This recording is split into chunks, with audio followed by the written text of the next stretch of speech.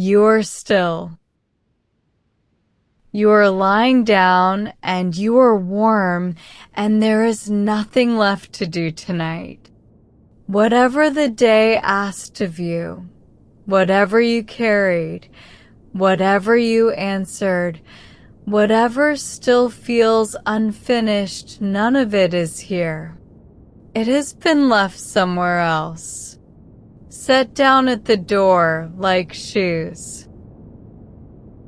There is a particular quiet in this place. Begin with your breath. Let it come without effort, without direction, just air moving in through the nose, cool for a moment, then warm, then gone. Let it go all the way. Let it fall. And then let the next breath come on its own, without you deciding to take it. Again. Feel the weight of your body. Your shoulders, if they have been holding anything, let them go. Not a forced release. Just a permission. You may put this down. Further. A little further. There. Your jaw. Let the back teeth unclench. Let the tongue rest. Let the small muscles around the eyes soften, as if the thing they were watching for will not be coming tonight. Your hands, wherever they are resting, let the fingers open. Not stretch, open. The way a hand opens when nothing is required of it. Breathe. Underneath you is a futon, thick and heavy, close to the floor, a traditional Japanese sleeping mat, filled with layers of cotton batting shaped around many people before you, and that has received you tonight without judgment. The floor beneath it is tatami. You can sense it rather than see it now, the particular way a tatami room holds itself, the faint warmth at the edges of the darkness, the smell that is like clean hay and something faintly honeyed, like dried grass, like a field in late autumn that has been brought inside and has been resting quietly here all winter. You are in a mountain inn in Japan. It is winter. Outside, the snow has been falling since dusk.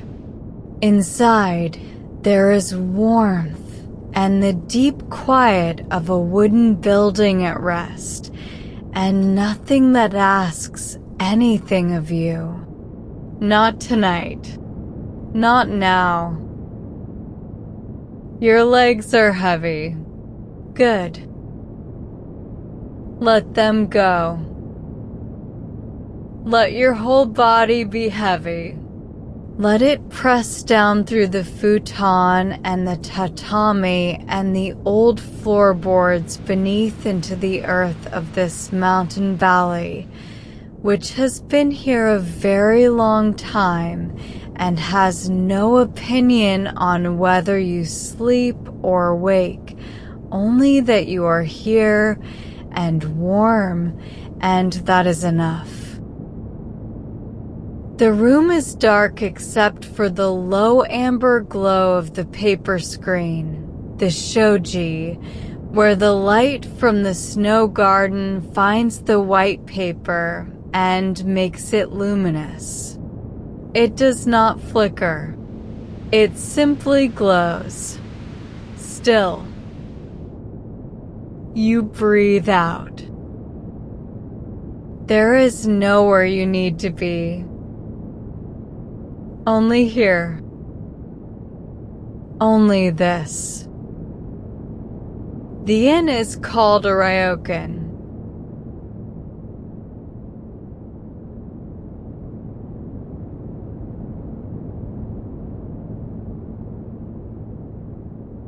It is an old wooden building, 2 stories, with a roof of dark tiles that curve up slightly at the corners in the old way, and under that roof a network of narrow corridors, their floors worn smooth by many years of feet in cotton socks.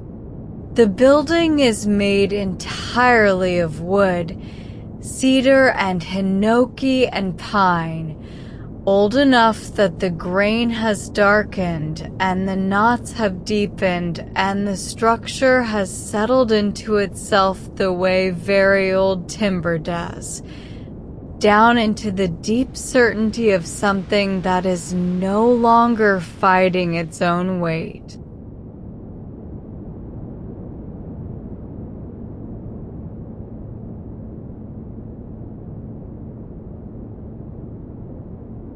The outside world is held at bay here.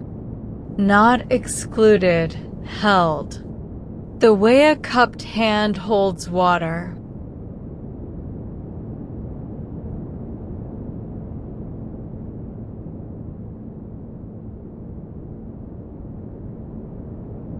You arrived this afternoon, when the light was already failing in the valley. A taxi from the small train station, then a narrow road between pine trees, and then the Ryokan appearing from between the branches, lantern-lit, surrounded by snow, a wooden gate with a hanging sign in dark calligraphy. The sound of a bamboo water spout was audible from the garden even before the door opened, a soft, periodic clunk, and then the quiet run of water, and then silence, and then the clunk again.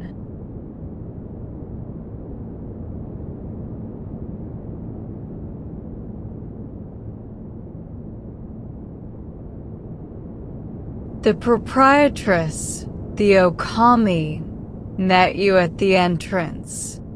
She is a slight woman with her hair pinned carefully and a dark kimono that moved quietly around her as she bowed and led you through the entrance hall, where you removed your shoes and stepped up onto the smooth wooden floor in cotton slippers. She led you up a short stair and along a corridor and slid open the door to this room and gestured inside with both hands.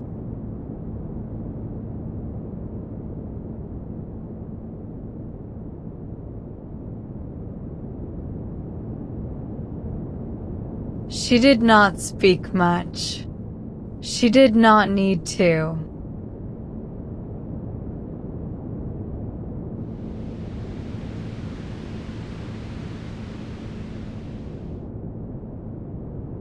She poured the tea before leaving. She used both hands to hold the pot.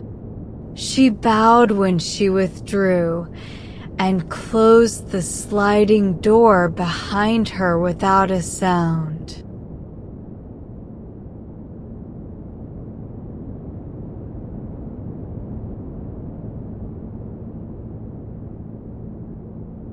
The room is rectangular, small enough to be intimate, the ceiling low enough that the warmth collects at the level where you are resting and does not drift away.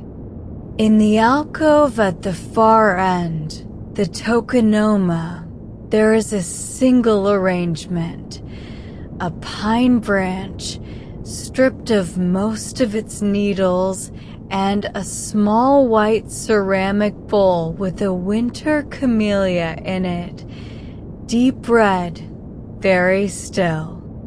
Below the arrangement, A scroll hangs on the wall with a brushed character you cannot read. The lamp in the corner is a paper cylinder. Its glow the color of old amber.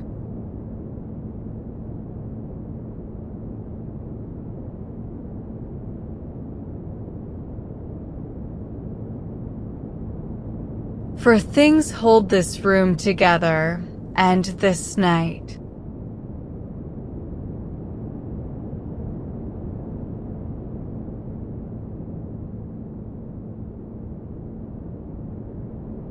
The first is the tatami floor.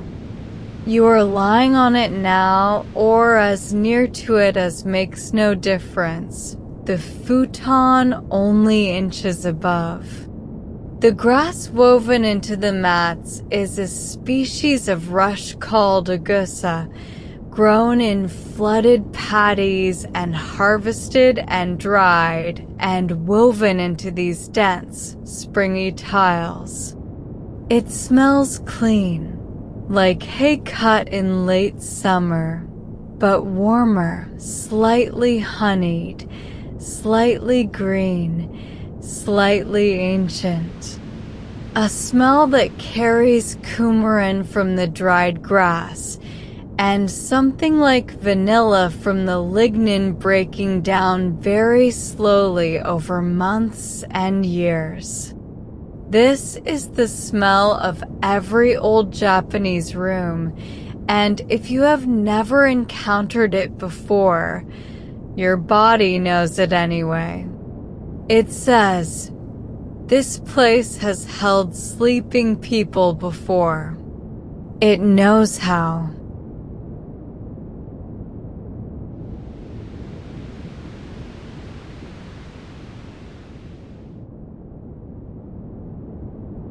The second is the hinoki.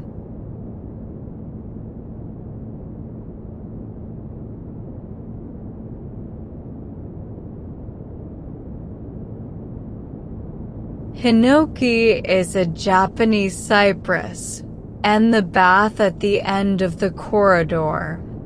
The indoor onsen, the deep wooden tub filled with water from the mountain spring, is lined with it.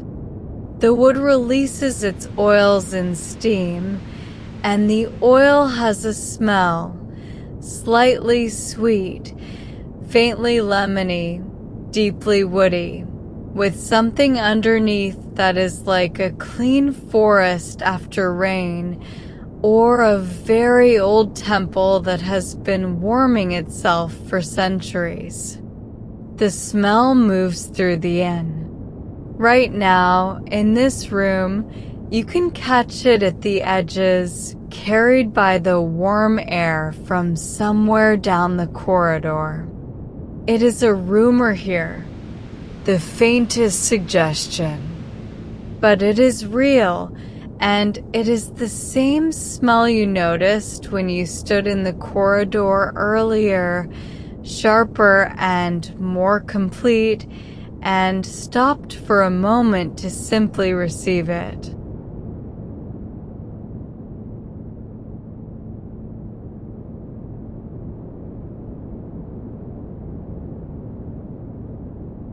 The third is the snow.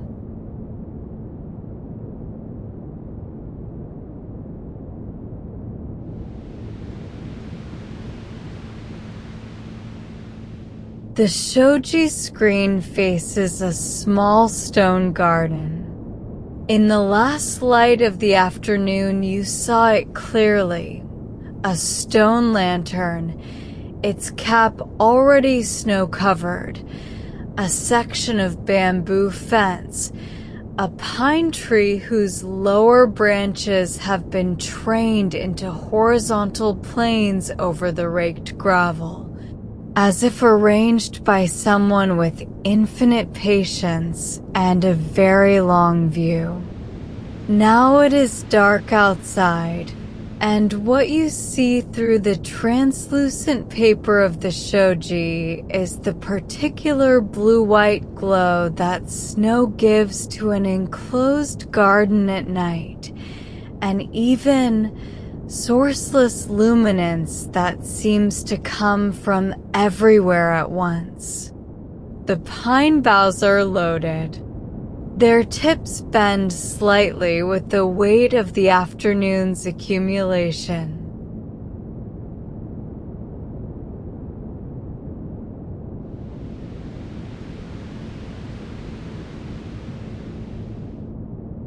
And the fourth from the garden, the bamboo spout.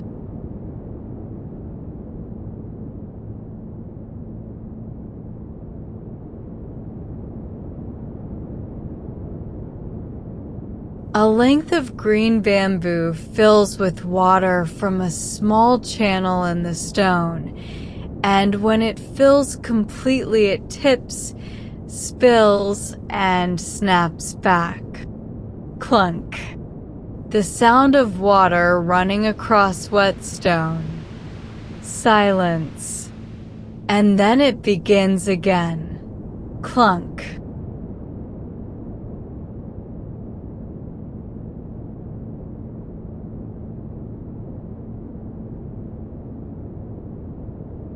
It has been doing this all evening.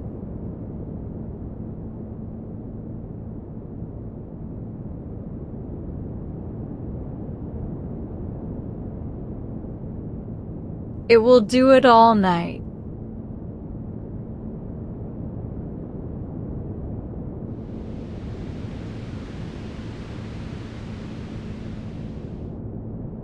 The mountains surrounding this valley are part of a range the Japanese call Neon Arapusu, the Japanese Alps, a name borrowed from European travelers who arrived and recognized the verticality without recognizing anything else.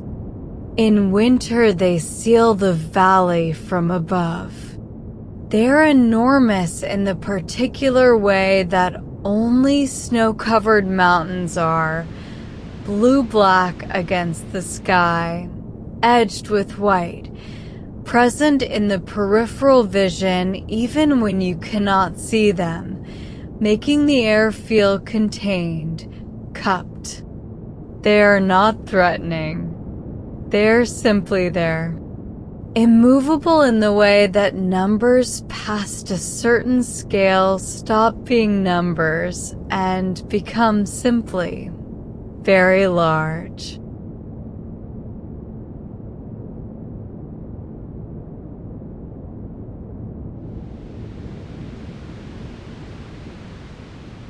From somewhere in the village, perhaps the shrine you saw from the road, the torii gate of orange wood, a bell sounded once, when you were still at the table with your tea. One long, low note spreading across the valley and absorbed by the snow before it could return as an echo. You were not entirely certain you heard it, but you did.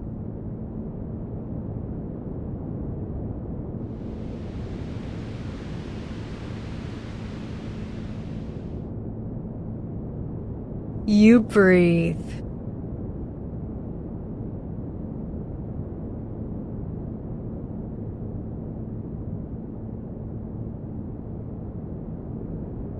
The shoji glows.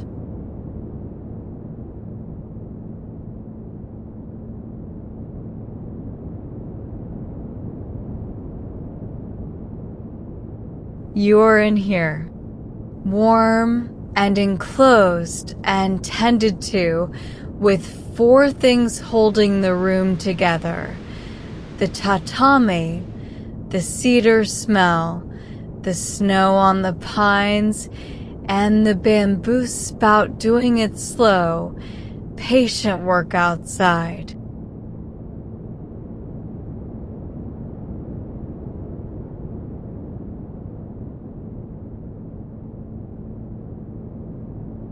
Everything is as it should be.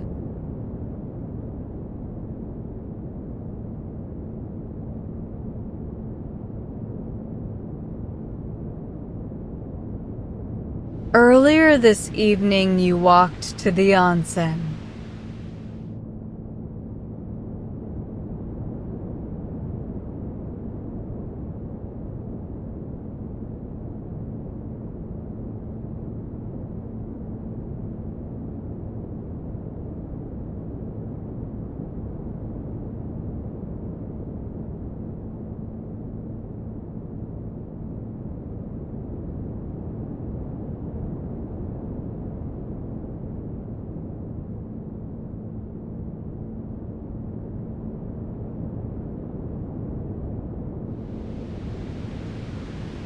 The bath is at the end of the corridor, through a door marked with a hanging piece of cloth, indigo-dyed cotton, small and unassuming in the way important things in Japan often are.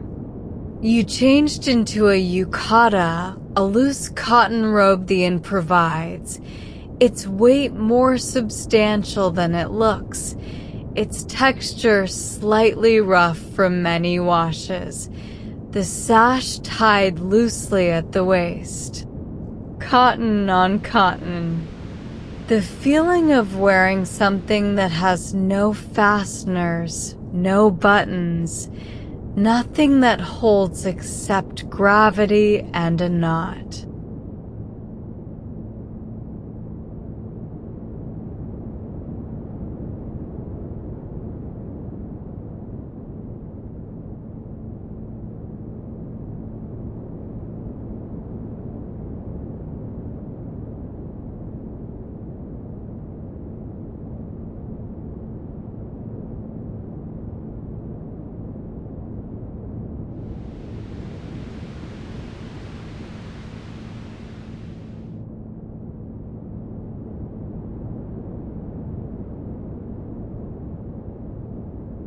The corridor from your room to the bath is short 8 or 10 steps, the wood floor smooth and cool through your socks.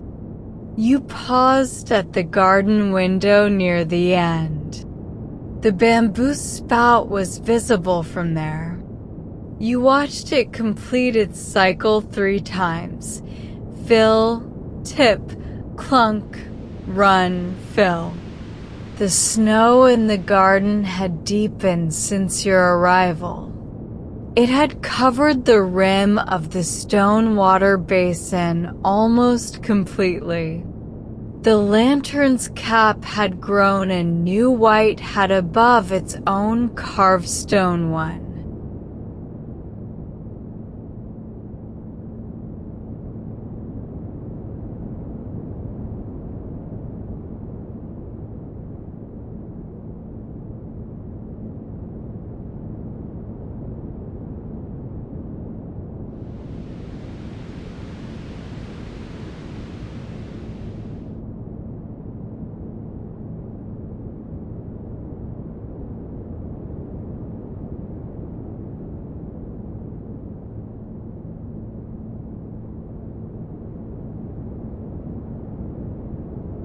Inside the bathroom, the hinoki smell arrived all at once, warm and complete and unmistakable.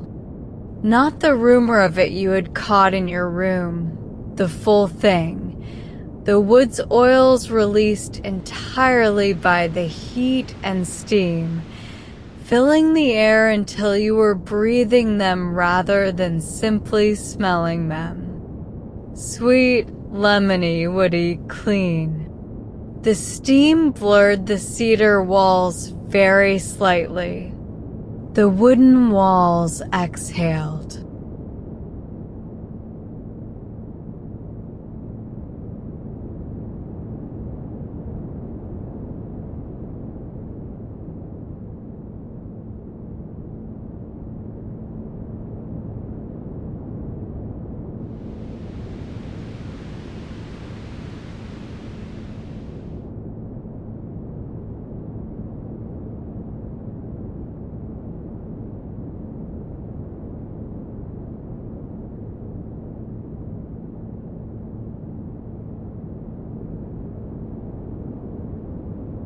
The tub is deep and square, sunk into the hinoki floor, the water clear with a faint mineral shimmer.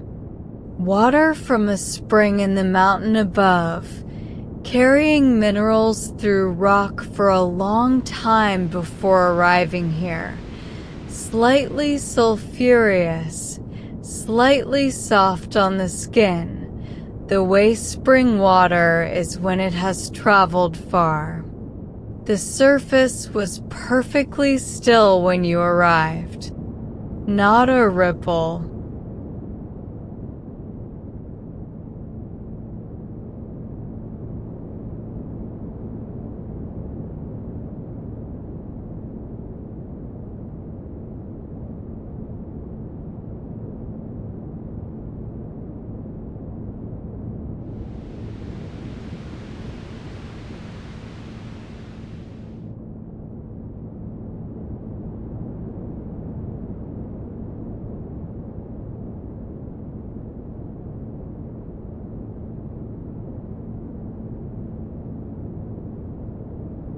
You lowered yourself in slowly. Very hot, the kind of hot that requires patience, requires that you stop at each threshold and breathe and wait for the body to accept. There is a particular art to entering a hot onsen that the body knows before the mind does. A natural slowing. A breath that arrives without decision, the way the heat migrates through the limbs from the outside in, unlocking things that have been held since morning. You settled until the water reached your shoulders. The cedar walls were close. The steam rose in thin columns toward the low ceiling.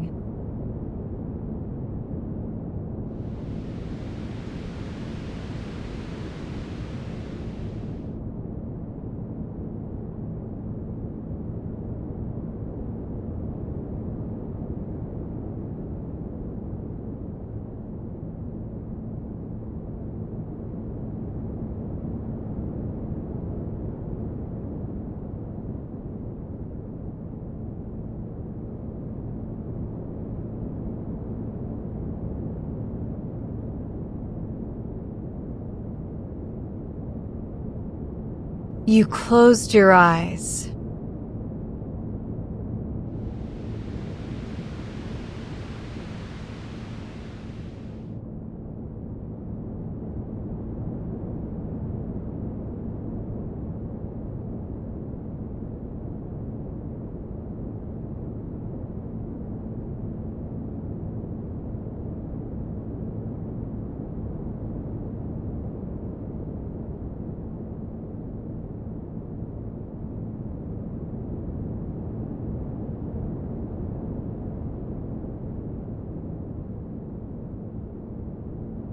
Whatever moved through your mind in the bath has already gone.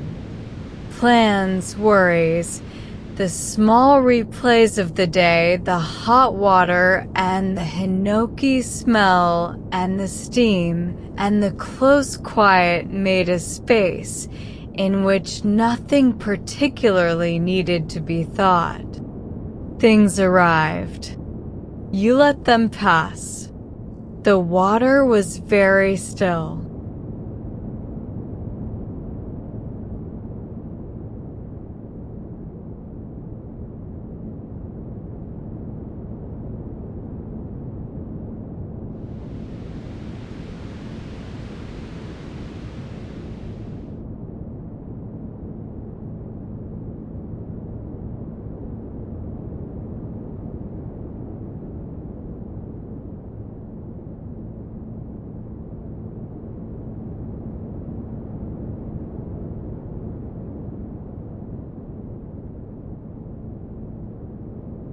When you stood to leave, you paused at the edge of the tub and looked at the steam rising and the way the cedar darkened where it was wet and thought, there it is.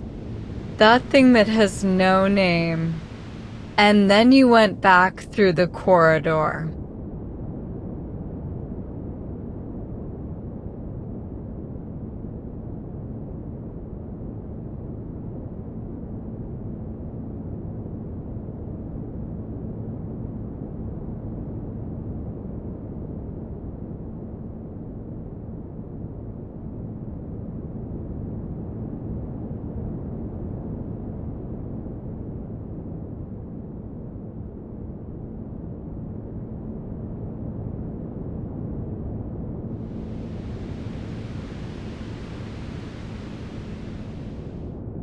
Now you are in the room. The yukata has been exchanged for what you sleep in, and the futon is beneath you, and the heat of the bath is still moving through your body, slower now, migrating inward, from the surface of the skin to the deeper places.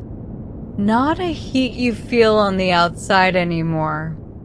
A heat that has become yours, that has moved through the layers and settled into the joints and the long muscles of the back and the places that carried the accumulated tension of an ordinary day.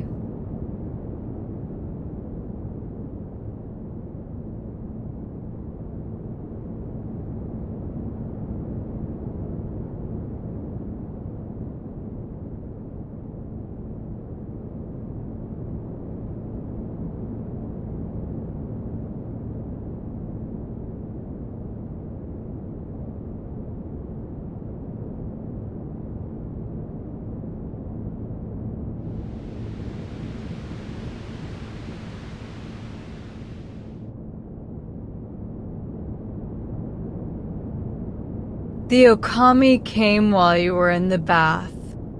You did not see her. You know only by what has changed. The teapot is fresh, still warm when you touched it. On the low table beside it, a small wagashi, a traditional sweet, wrapped in a square of pale paper printed with a pressed flower. You did not eat it. It sits on the tray, its wrapper catching the amber glow, very still.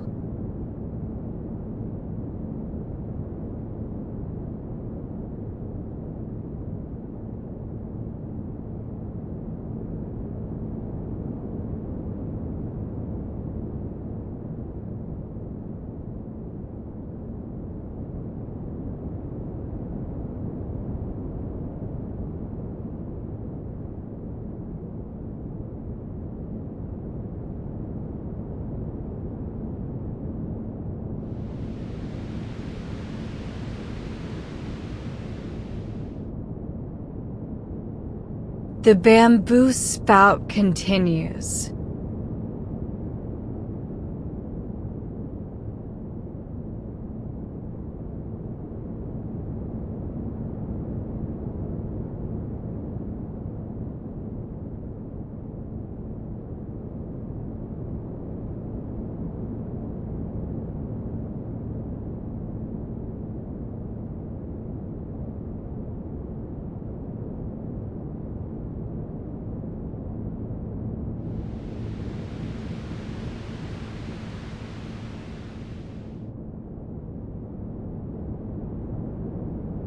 Clunk.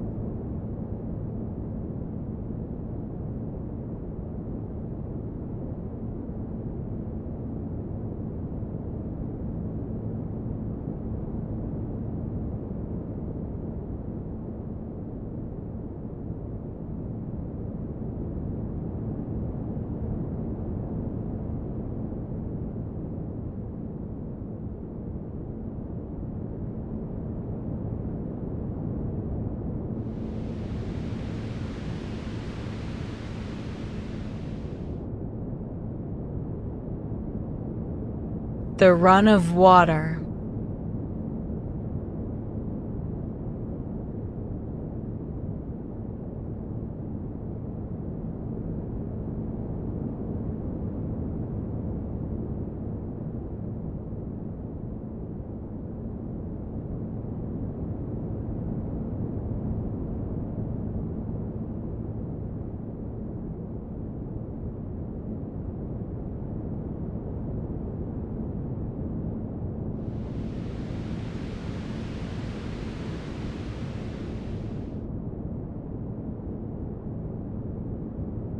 clunk.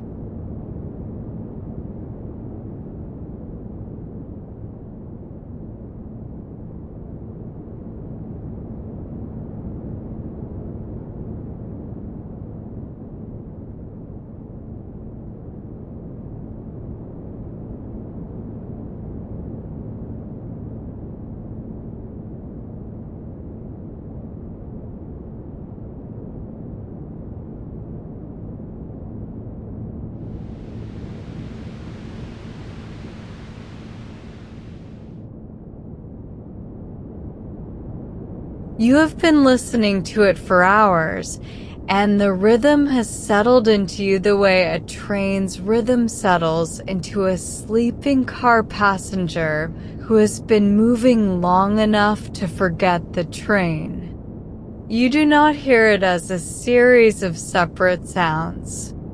You hear it as the texture of the night, the particular pace of this garden, which has its own time and does not adjust itself for you, but does not exclude you either. You're in it.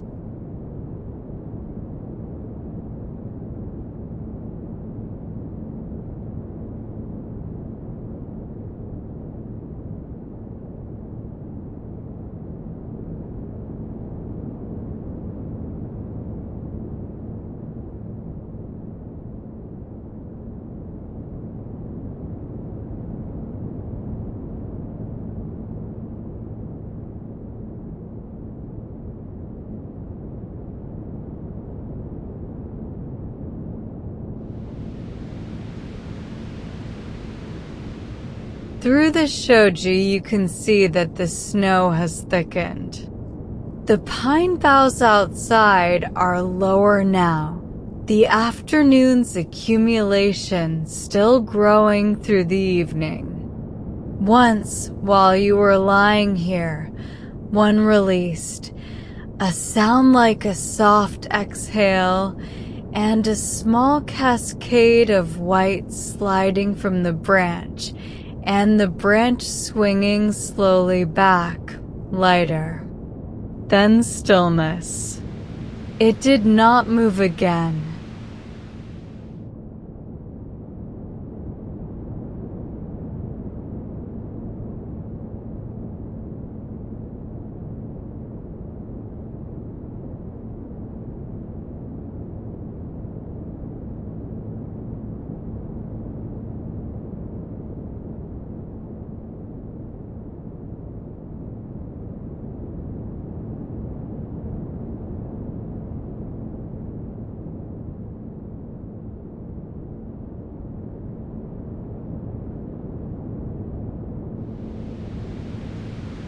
From somewhere further along the corridor, the other side of the inn, the sound of a sliding door. Then nothing. A shadow moved briefly across the frosted glass panel in the upper part of your corridor door, the silhouette of another guest walking slowly toward the bath. You cataract, unhurried. The shadow passed and did not return.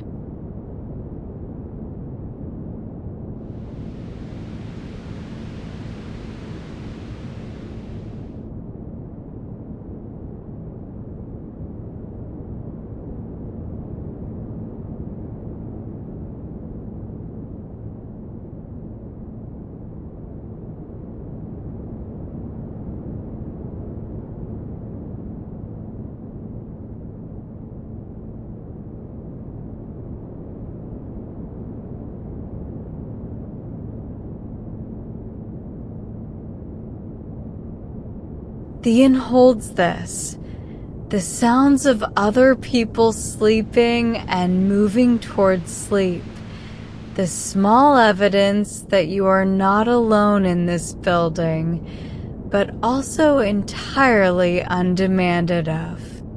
Nobody knows what you are doing in here. Nobody requires anything. The corridor is empty again, and the guest is at the bath, and you are on the futon, and the distances between these facts are sufficient.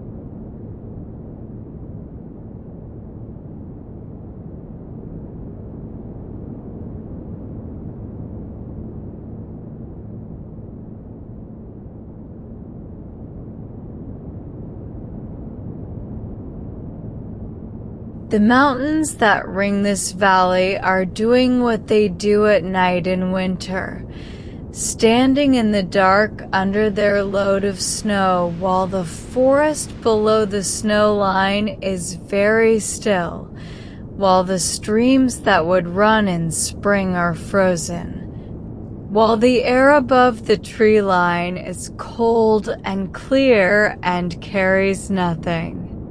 You cannot see them from here. They're beyond the garden wall and the pine and the bamboo fence, but you can sense them. The way the air in the room feels contained.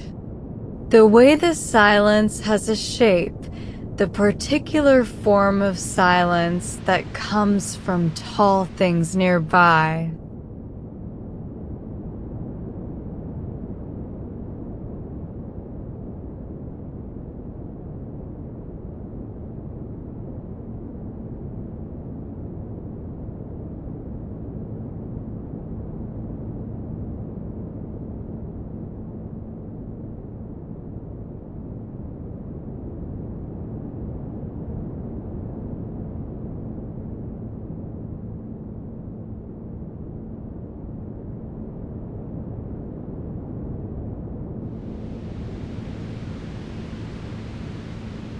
You breathe.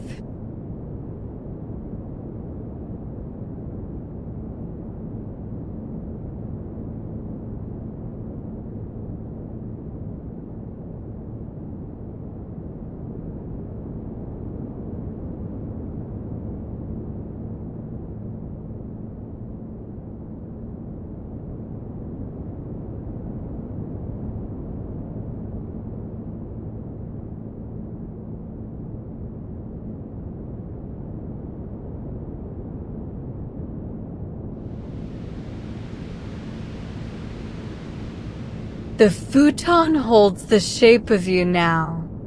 After several hours, it has learned the weight of your shoulders and hips, and it returns that weight to you as warmth and a soft, yielding surface that gives exactly as much as it should.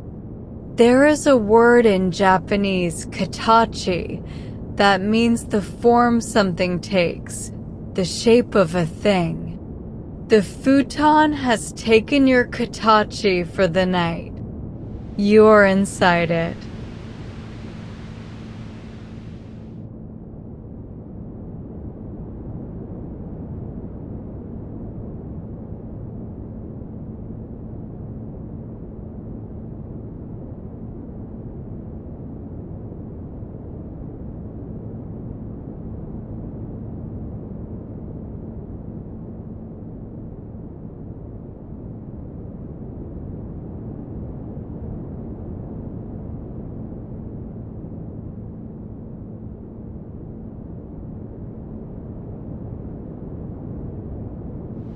The cedar smell is still present, very faint, at the edge of the warm air in the room. You catch it when you turn your head a certain way, or when the heating vent moves the air slightly.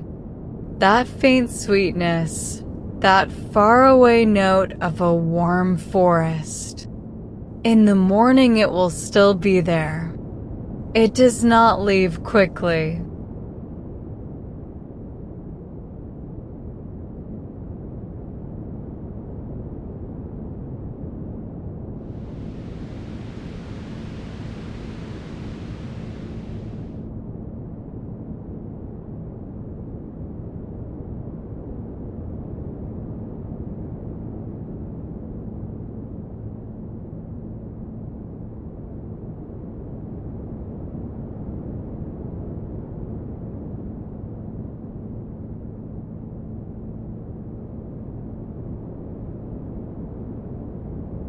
Your body is, for the first time in a long time, without any outstanding request.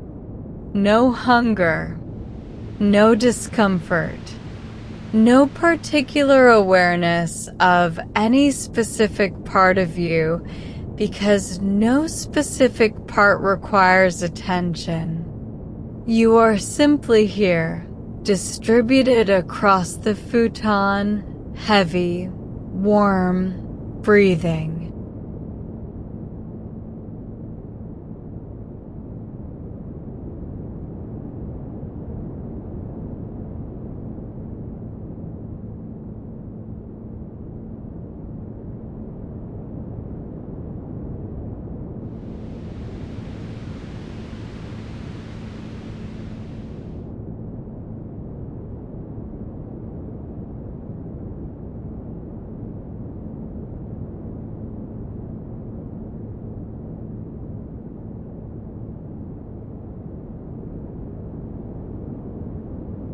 The rice paper lamp in the corner has been turned very low.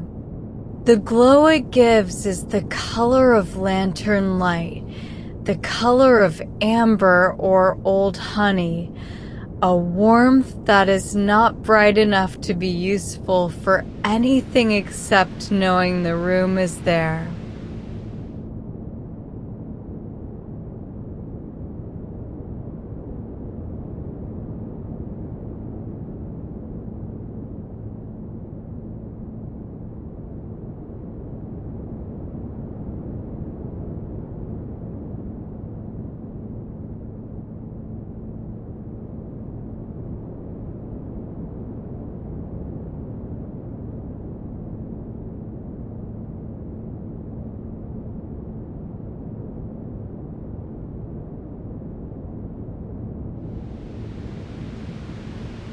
Outside, the snow light through the shoji is steady. The garden is still. The bamboo spout is still working.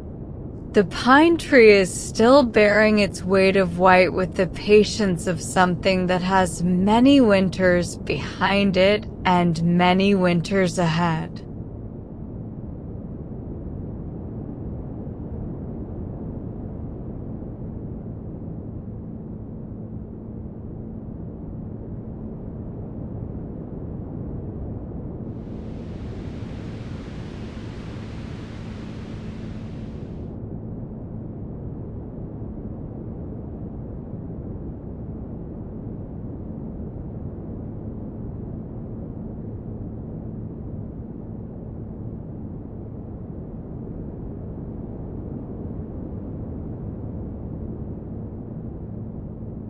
Your eyes rest on the shadow of the pine branch moving across the paper screen, not moving exactly, since there is no wind tonight, but present. A dark curved line across the lower quarter of the shoji, the silhouette of the trained branch, very still, very precise.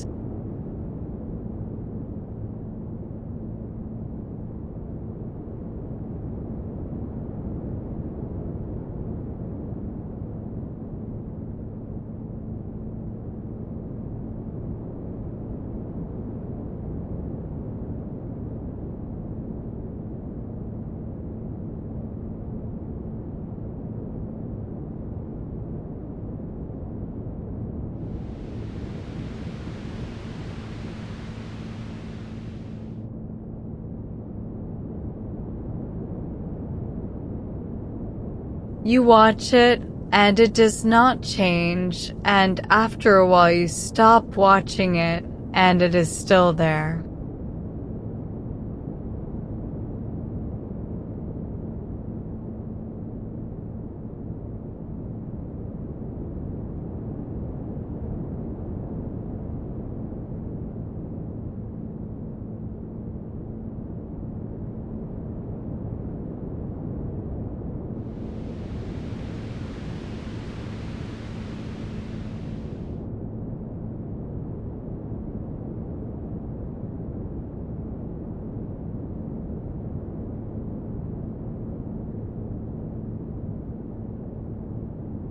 The night continues.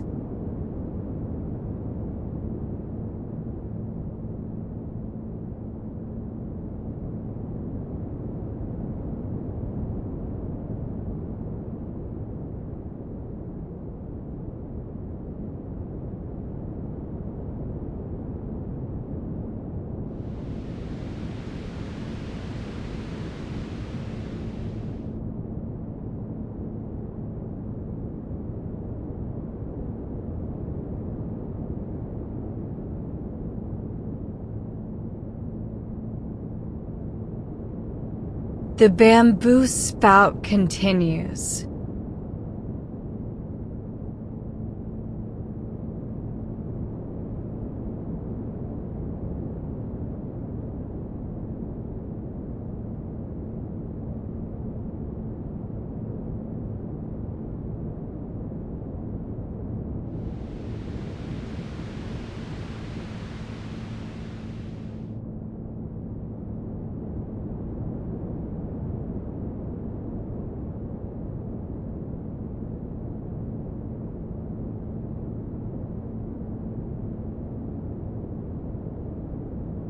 Clunk.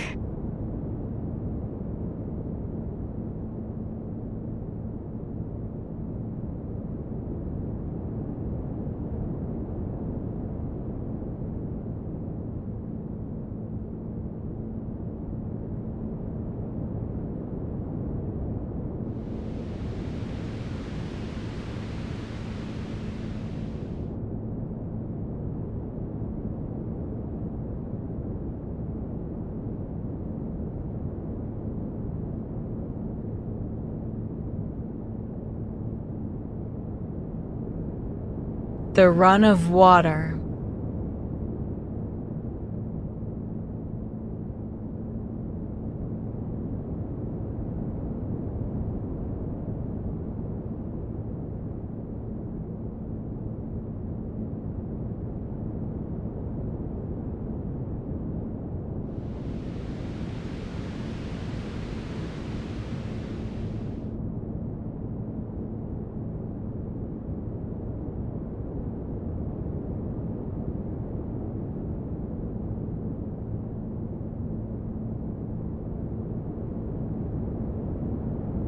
The long silence.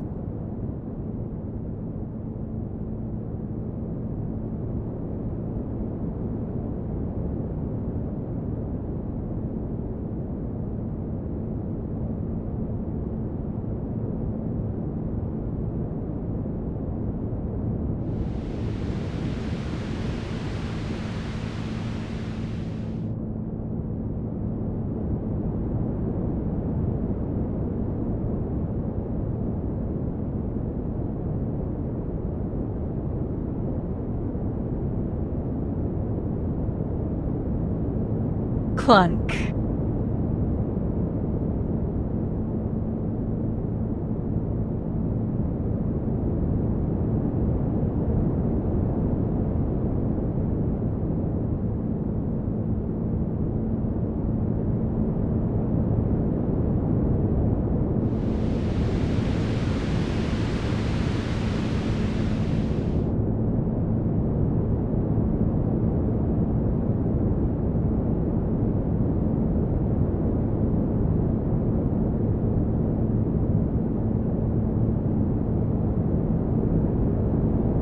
The tatami.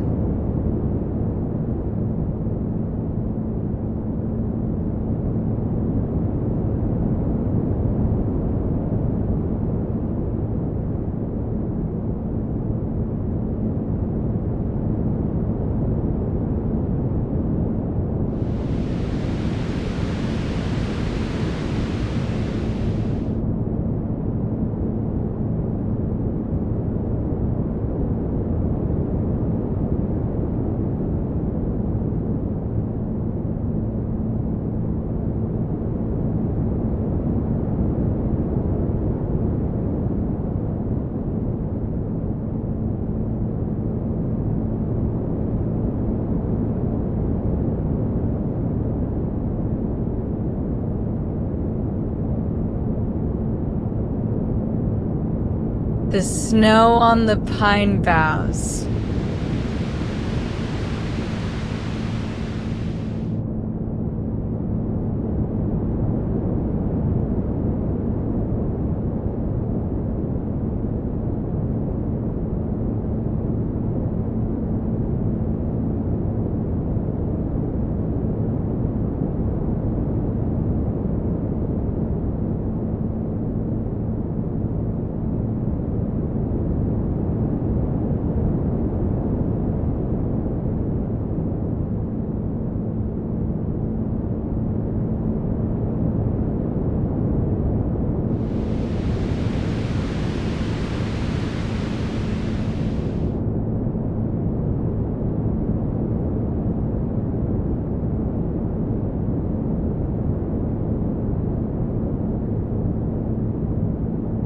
You're in a mountain inn in Japan.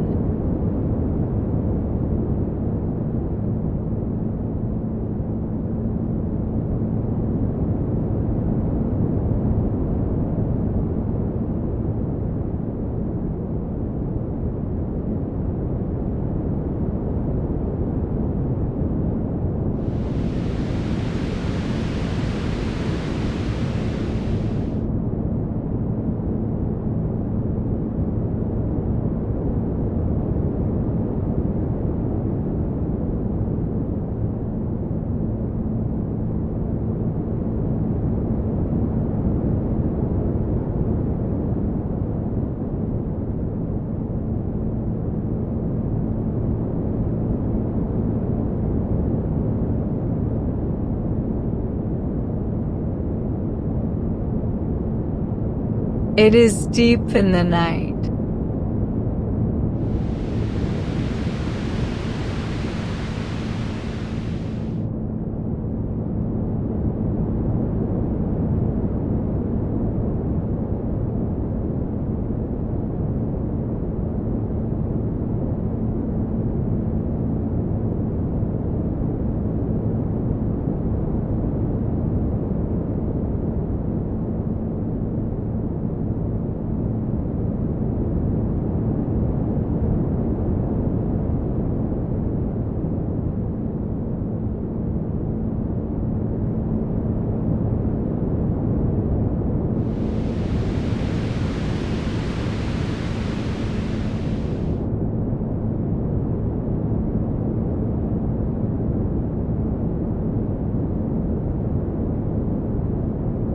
The bamboo spout.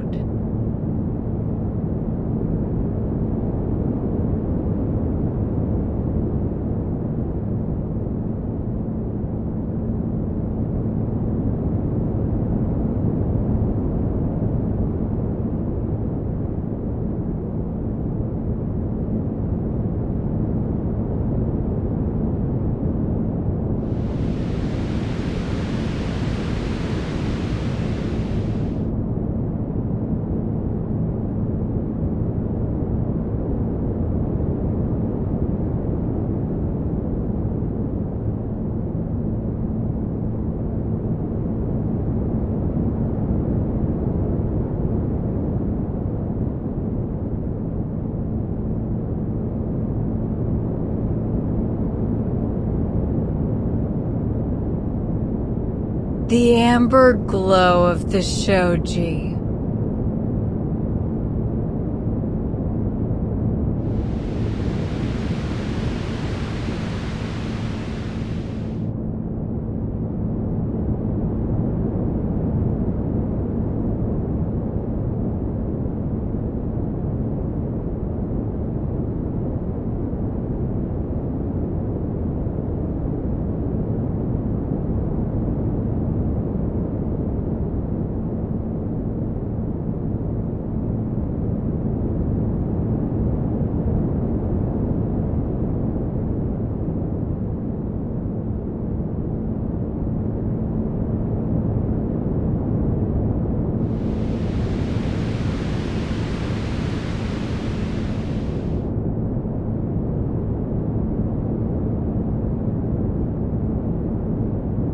The tatami.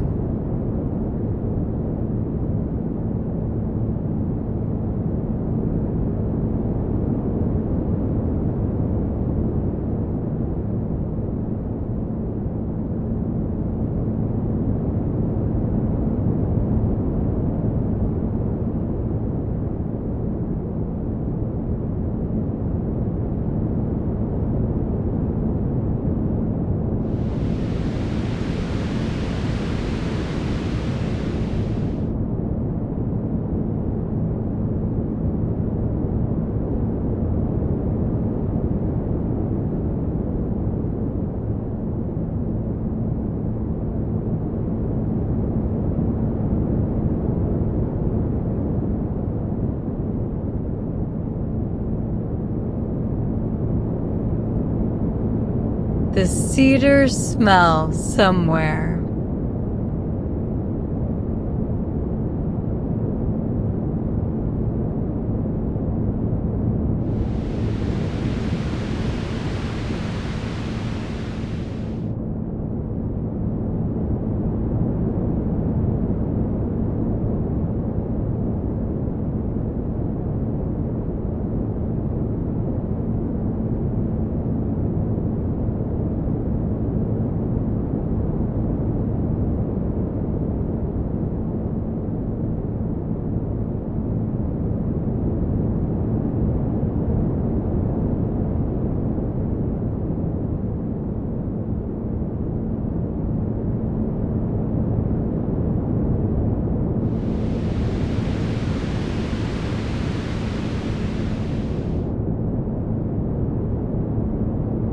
Still here.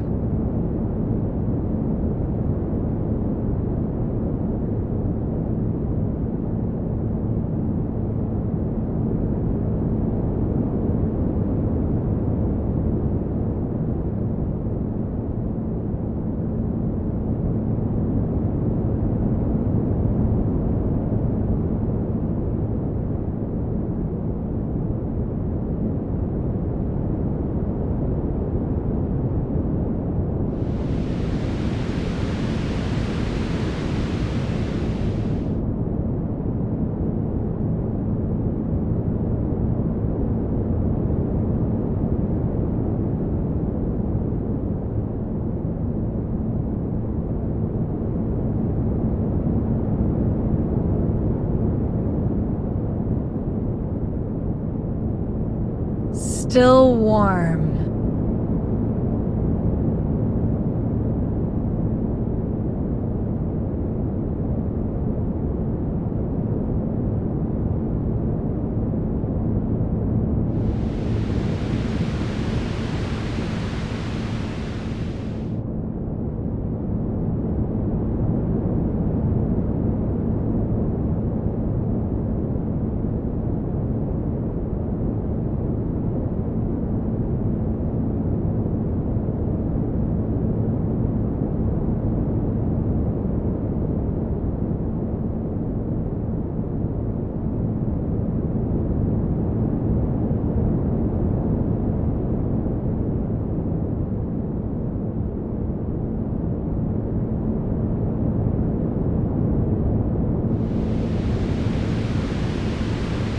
The bamboo spout.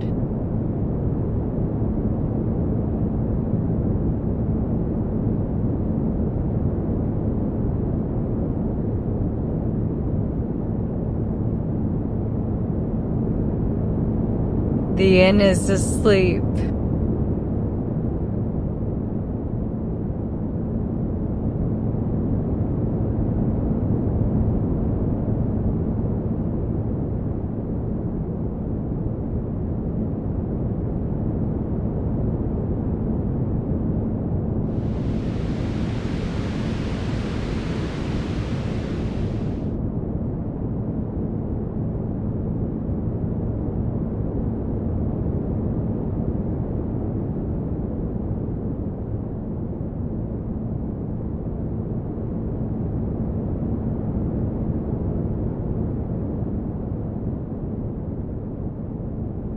You know this the way you know the deep quiet of any place that holds sleeping people, not total silence, but a particular quality of it, a settled, occupied hush in which you can sense without seeing that the other rooms are dark, that the other guests have let go for the night and are now somewhere else, somewhere soft, carried there by the same warmth and cedar smell and mountain quiet that is carrying you.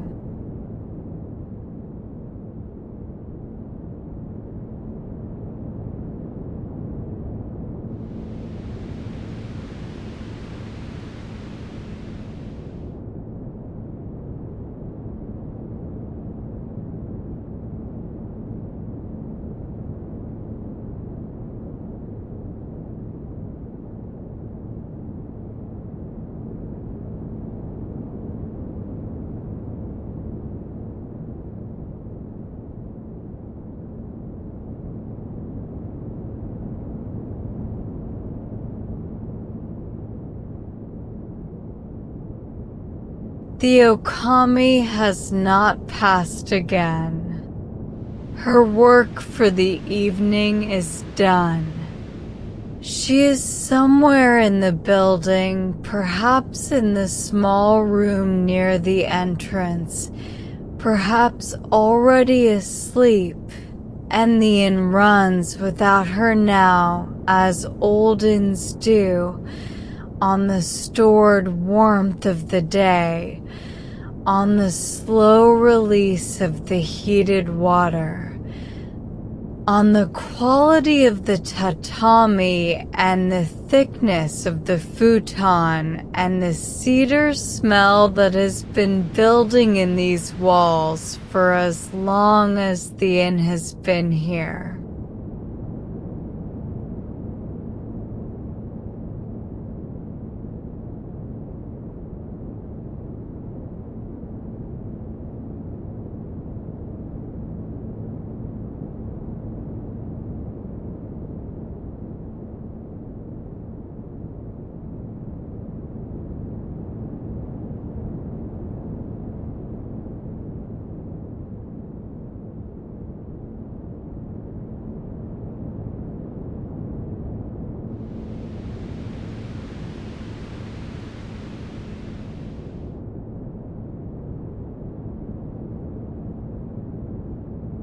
How long? You do not know.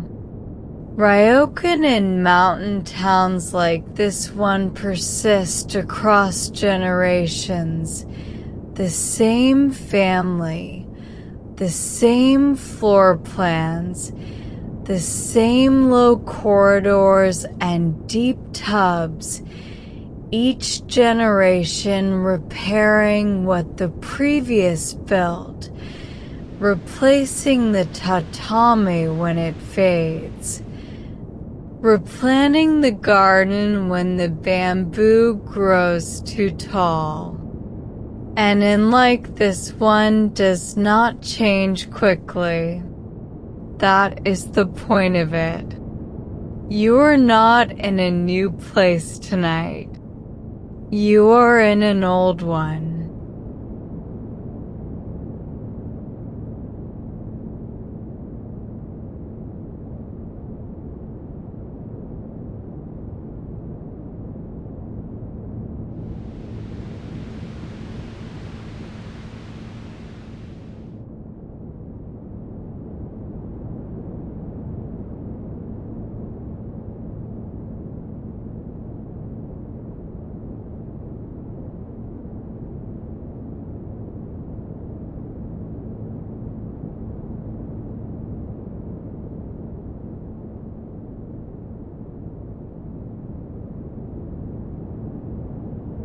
Outside, the snow has stopped falling.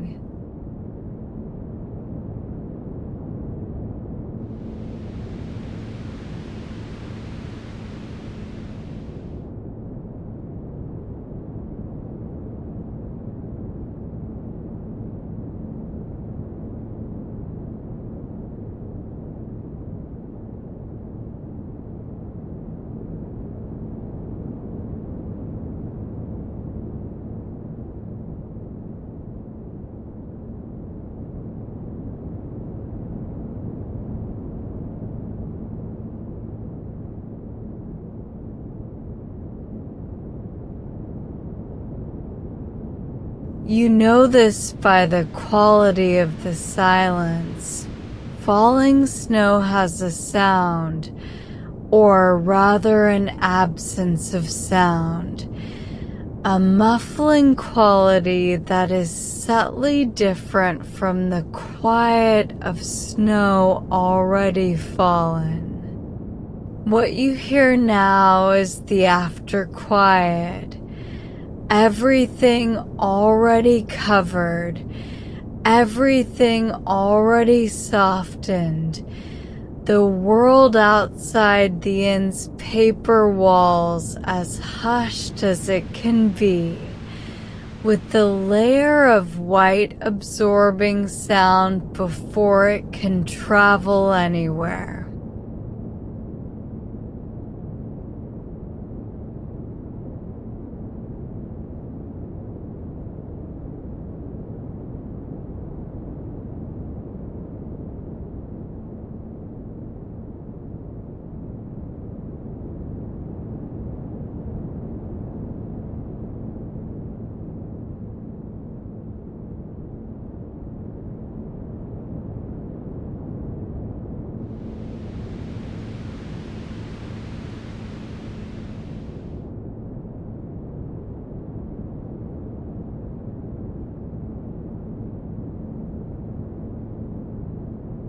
The shoji screen still glows. Whatever light falls on the snow in the garden, moonlight, perhaps, or starlight, or the lantern of the inn catching the white and returning it, is gathered by the snow and sent back as the same soft, sourceless luminance. Finding the thin paper of the screen and making it warm. It is not a bright glow. It is a glow of the order of a candle seen through several walls, present, soft, entirely undemanding.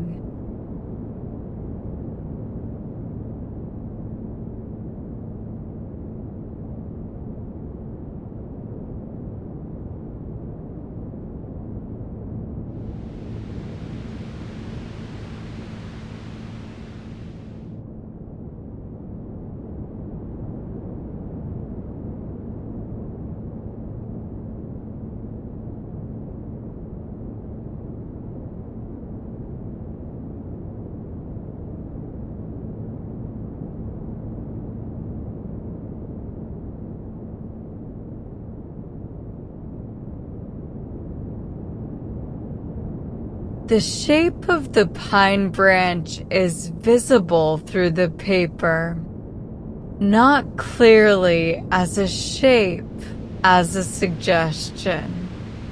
The outermost branch, bent under its load, traces a curve across the lower quarter of the screen. Another branch crosses above it. Between them, the white of the garden, evenly luminous.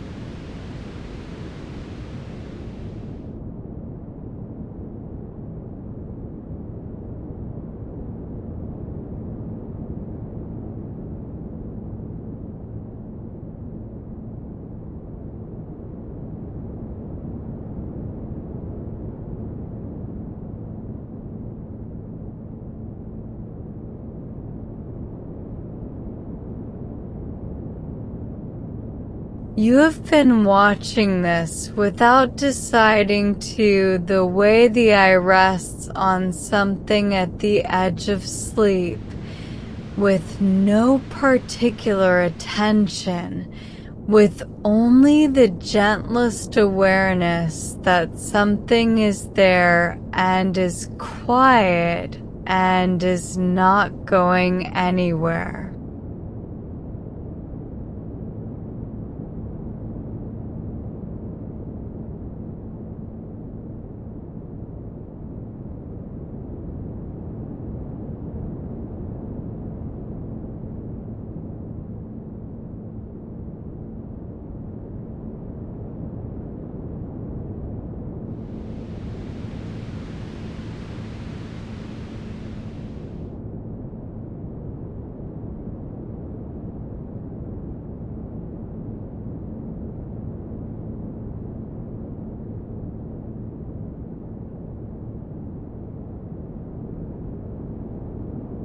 The bamboo spout is slower now.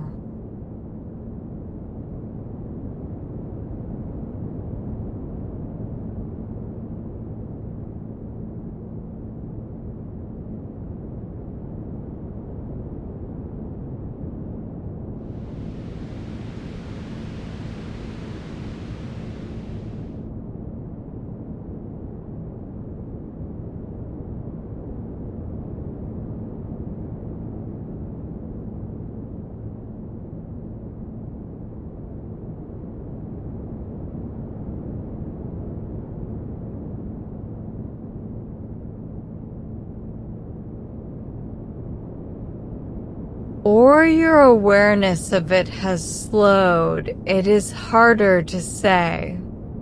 You hear the clunk and the run of water, and the silence between them is long, and then the clunk returns, and it seems the most natural rhythm in the world.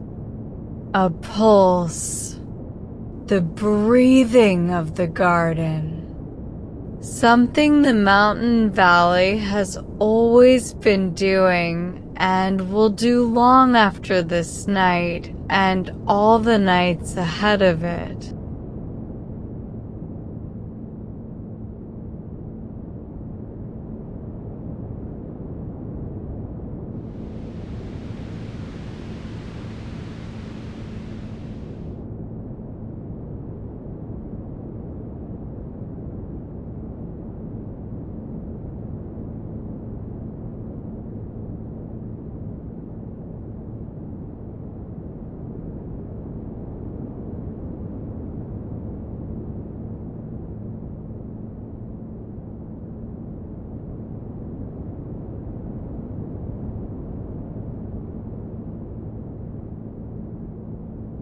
Your breathing has matched it without your knowing. Long in, long out. The gap between them as long as the gap between the water and the clunk. Your body found this without being told.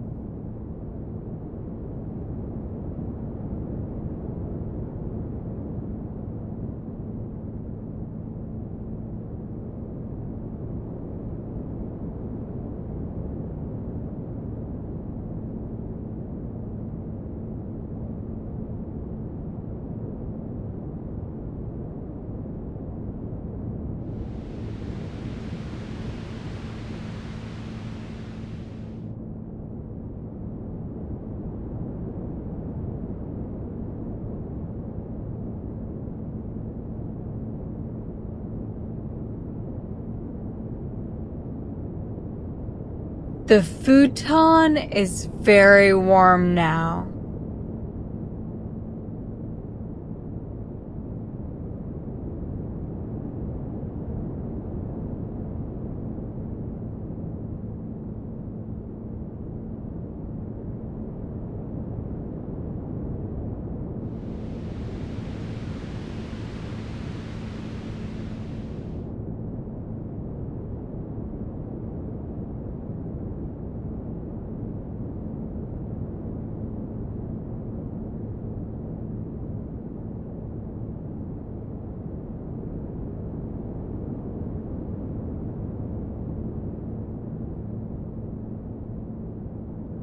It has absorbed your warmth for several hours and now gives it back, and the two, your warmth and the futon's warmth, have become indistinguishable. You cannot tell where you end and the warmth begins, which is precisely the gift that a heavy cotton futon in a mountain offers in winter, the end of that distinction. The dissolution of the border between the person and the place that is holding them.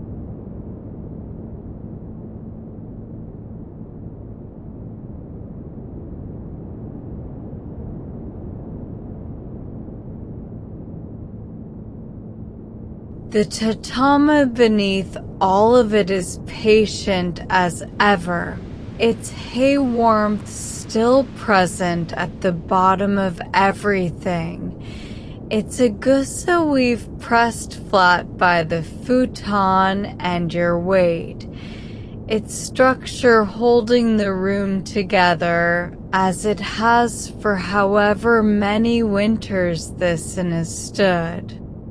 There is a kind of faithfulness to a tatami floor. It does not shift. It does not ask.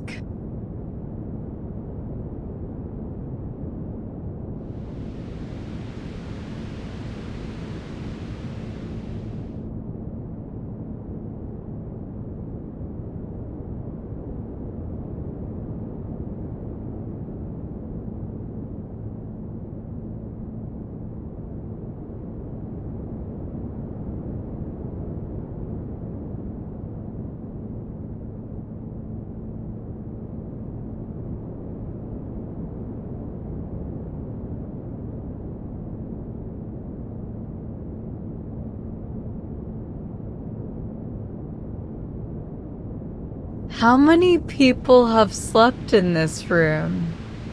Hundreds, certainly. Perhaps more. They came in winter and in summer, in ordinary years and in difficult ones. They lay on futons on this tatami and listened to the bamboo spout and smelled the cedar from the bath and watched the shadow of the pine on the shoji screen. They were tired and they arrived and they were warmed and they slept, and in the morning they were lighter and they left.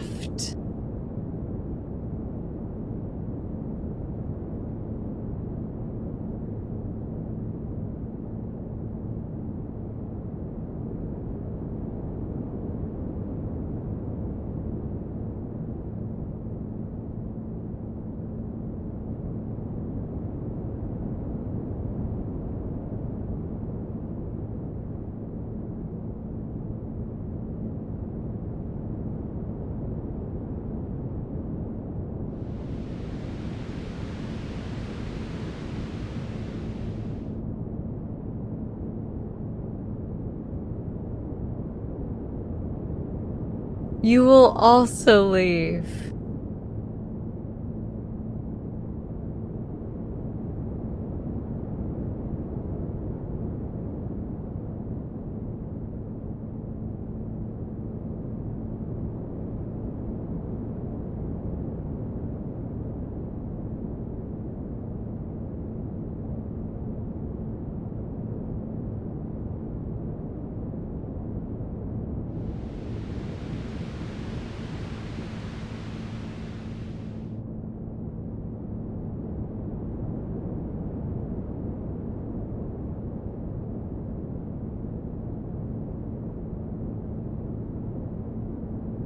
But not tonight.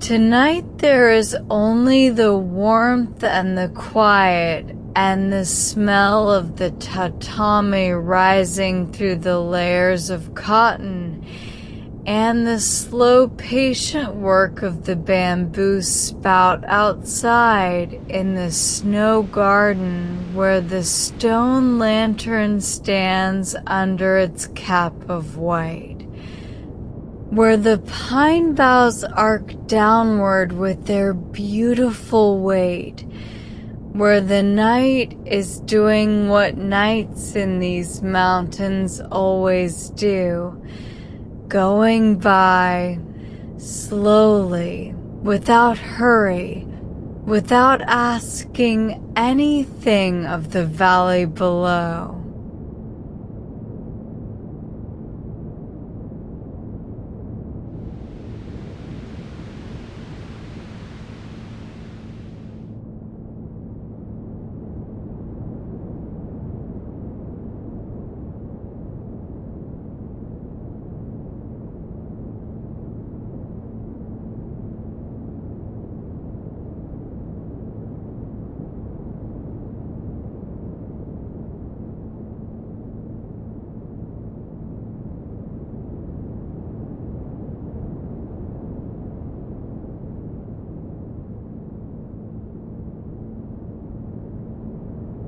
Your eyes have grown very heavy, or they were already heavy and you are only now noticing.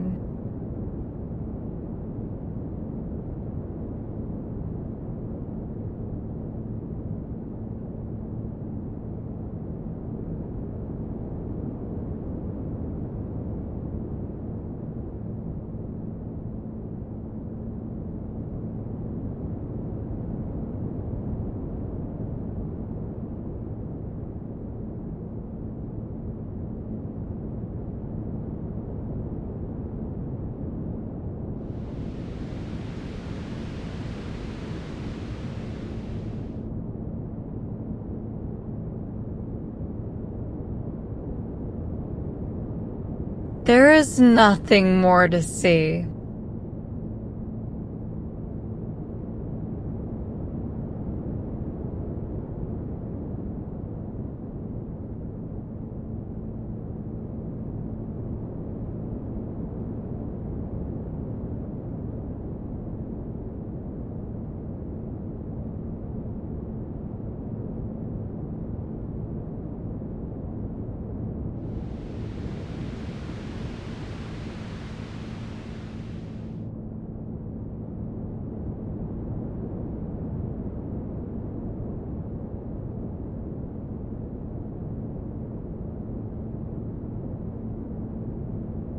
Or everything there is to see is the same as what has been the glow of the shoji, the pine shadows, the amber warmth of the rice paper lamp in the corner, and looking or not looking amounts to the same thing now. Amounts to simply being here. In the dark that is not quite dark, in the warmth that has become complete, in the long quiet night of a wooden inn in a mountain valley in winter, while the snow that has already fallen continues to hold the garden in its white stillness. And the bamboo spout goes on.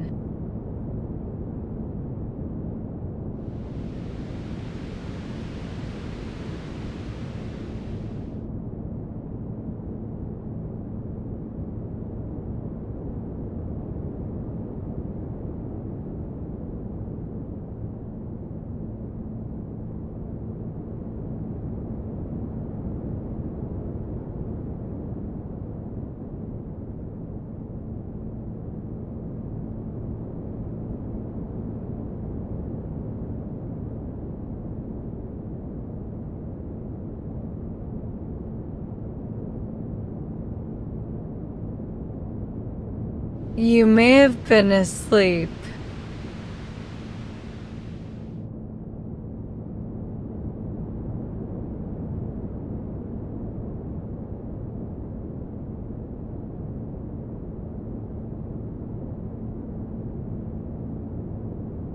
You are not sure. The line between sleeping and waking has been soft for some time now, permeable, unreliable in the most comfortable way. You drifted somewhere and came closer to the surface, Or perhaps you did not come back at all, and what feels like waking is only the shallows.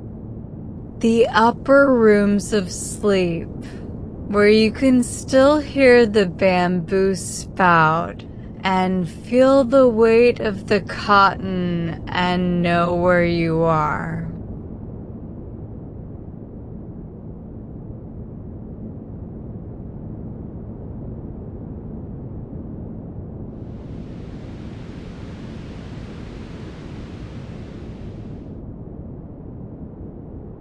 It doesn't matter.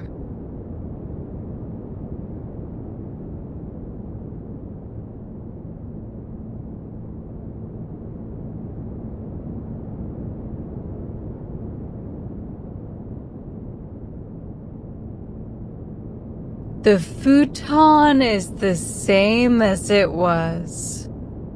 The warmth is the same. The glow of the shoji is the same, soft and amber, neither brighter nor darker than it was an hour ago. A constant that requires nothing.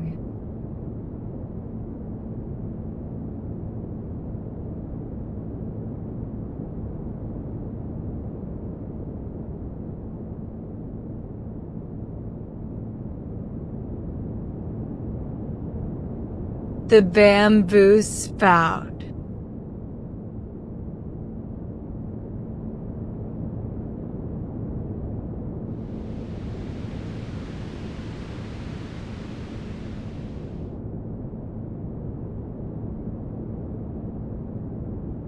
Clunk.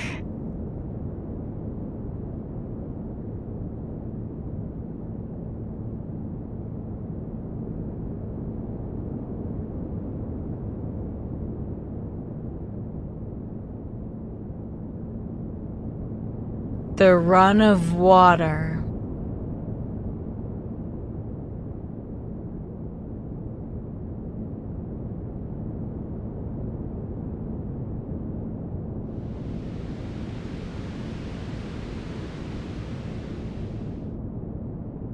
You breathe.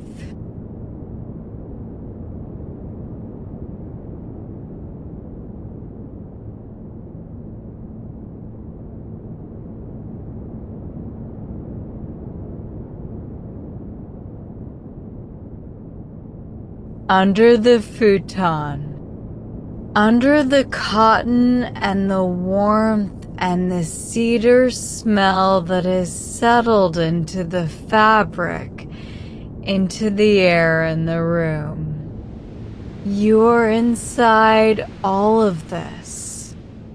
It is around you. You do not need to do anything to remain in it.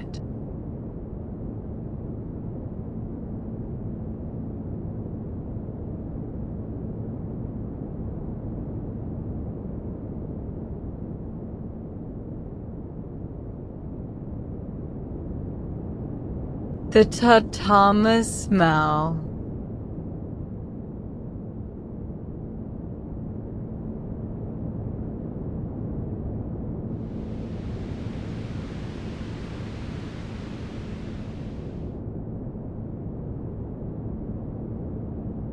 The faint hay warmth rising from the floor, through the futon, through the cotton batting and the cotton shell, reaching you even here.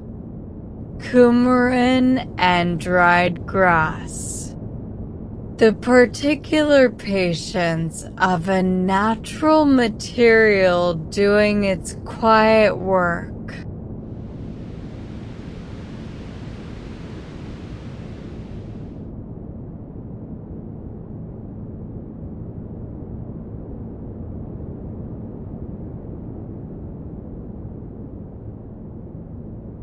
There are pine trees outside covered in snow.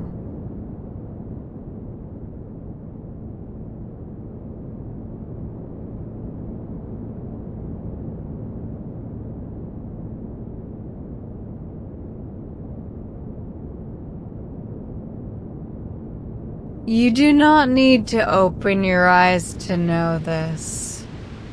You have seen them. They are there. Their boughs bent with white, their trunks dark and straight, their roots deep in the frozen ground of the mountain.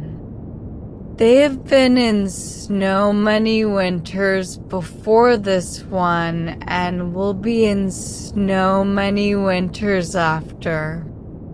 This particular night is one night among many for them.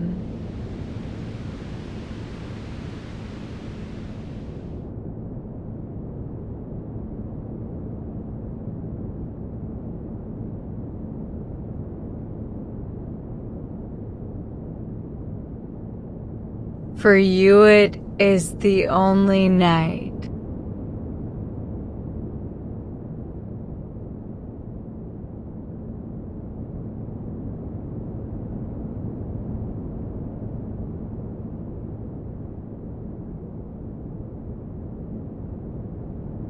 And it is not yet over.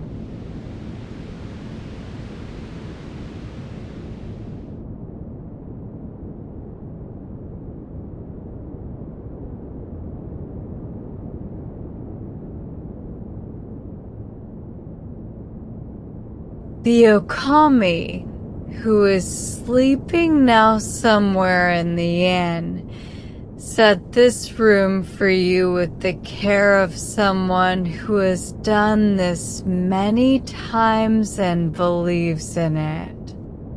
The teapot with both hands, the wagashi in its pale paper, the futon turned back at the corner so you could slip in.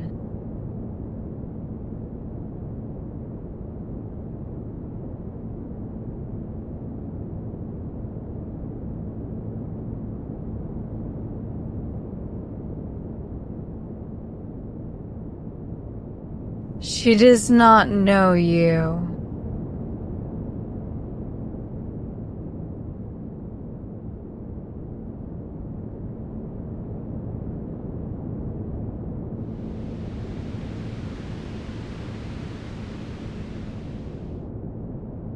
She made the room for you anyway.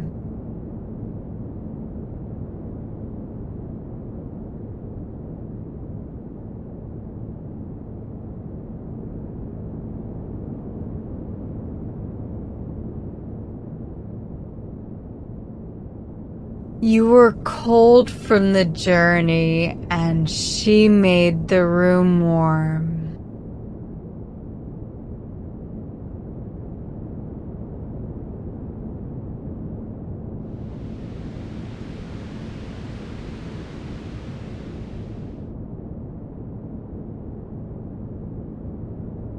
You were tired, and she made the room quiet.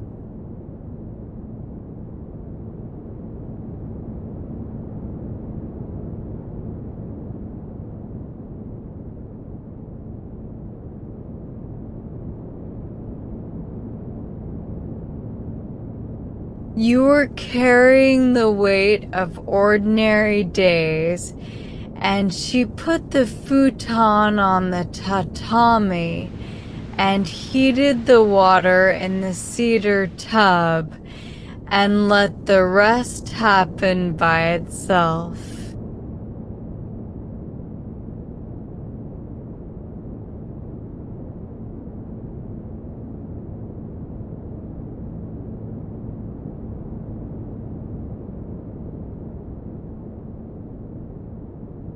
The rest is happening by itself.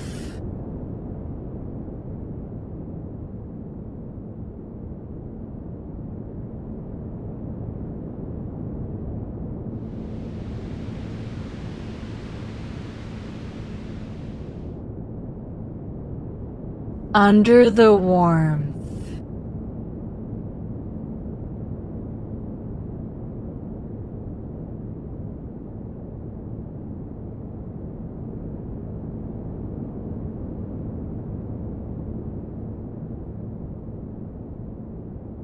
under the cotton.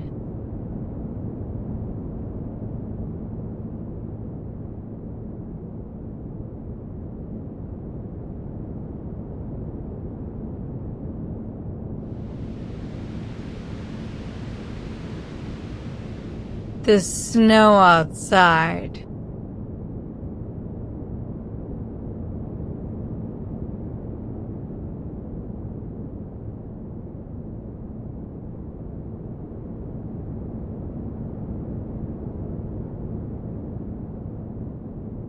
The bamboo spout.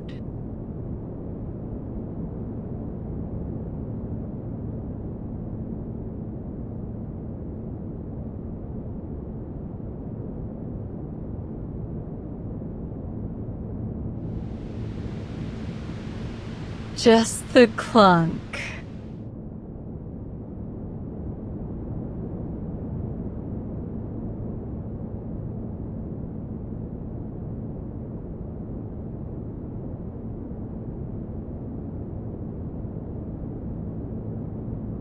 The run of water.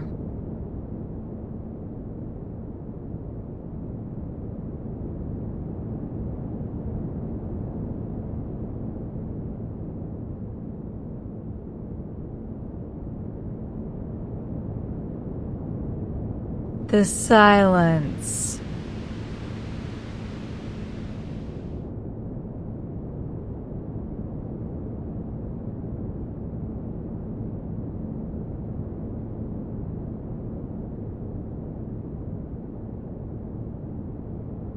Just the tatami.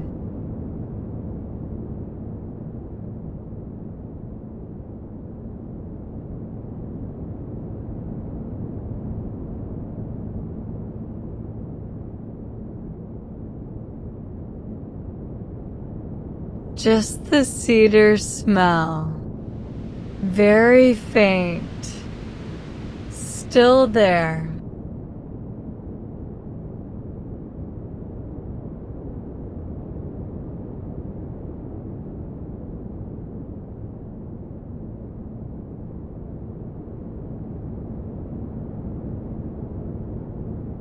Just the glow of the shoji.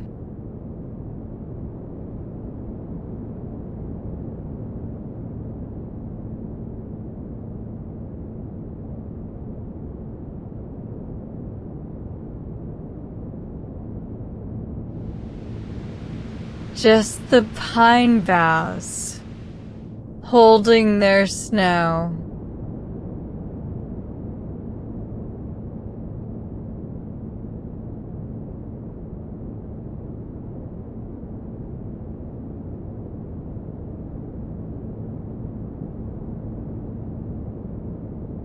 Just you.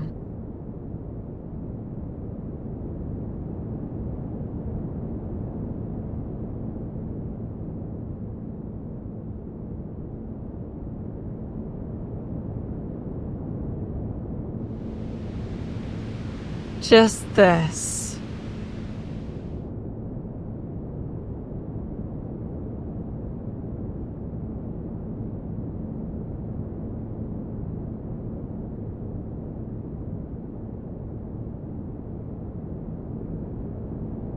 The tatami.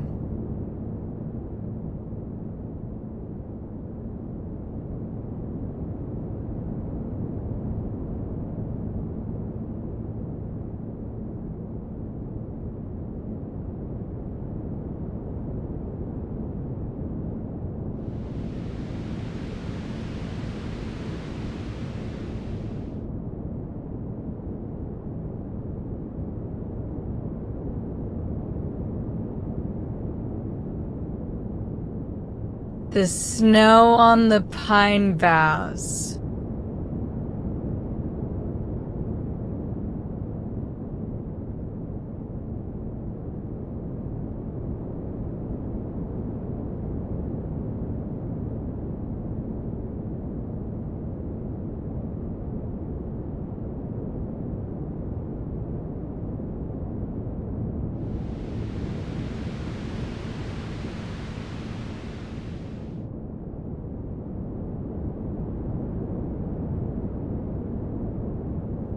still here.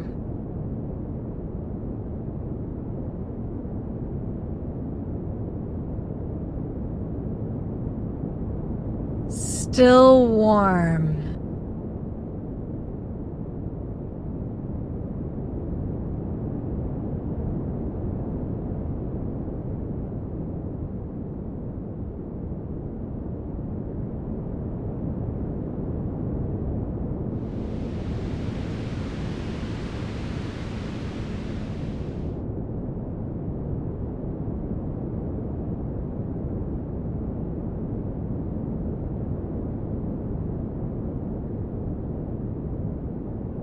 The cedar smell somewhere.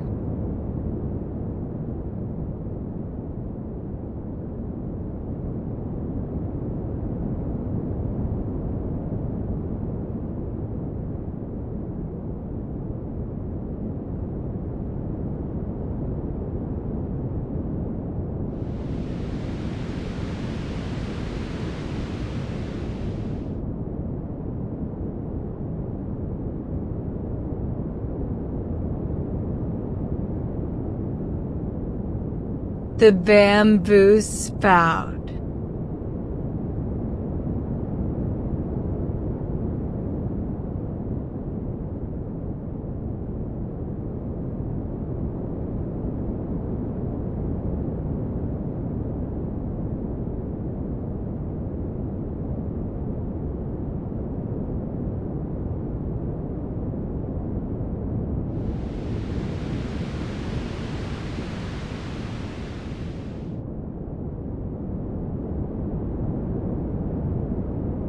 Still.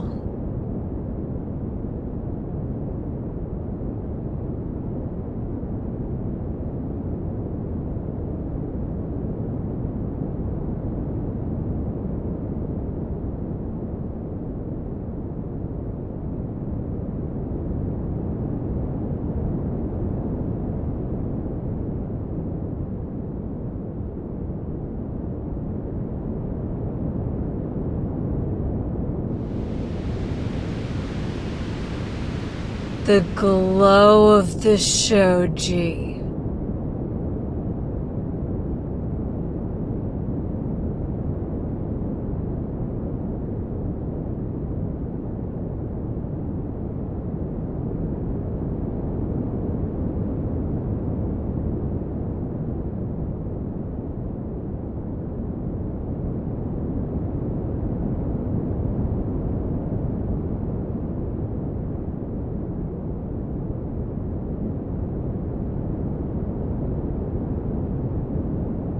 Still there.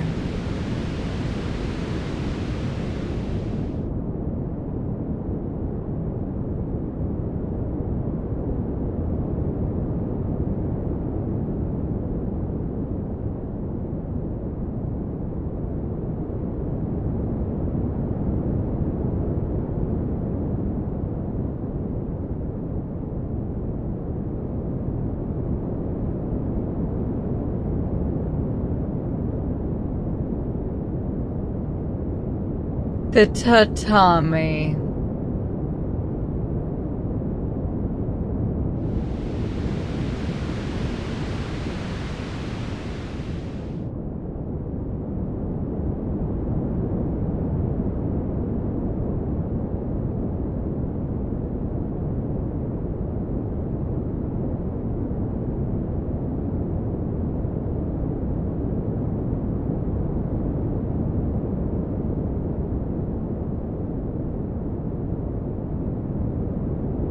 The warmth.